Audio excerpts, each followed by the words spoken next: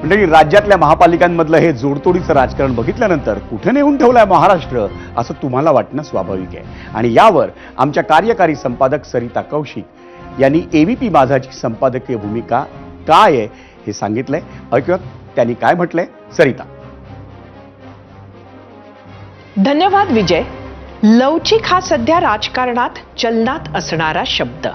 त्याचे आजचे जनक हे राज ठाकरे जरी असले तरी खरं तर आपल्याकडले राजकारण तसं नेहमी लवचिकच राहिलंय.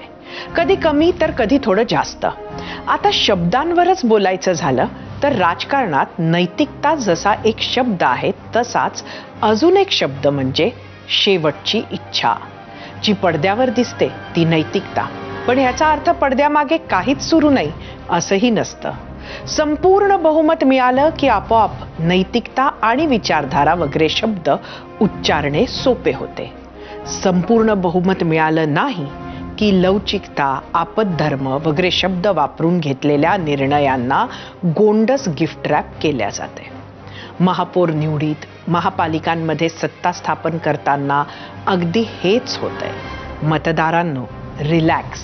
काहीही नवीन होत नाहीये, फक्त ते नवीन वाटतंय. विजय. धन्यवाद सरिता. आणि याच मुद्द्यावर आम्ही विचारलेल्या दुसऱ्या प्रश्नावरचा कौल पाहण्यासाठी जाऊयात पोल सेंटर. महापालिका निवडणुकीच्या पार्श्वभूमीवर कोणत्या पक्षानं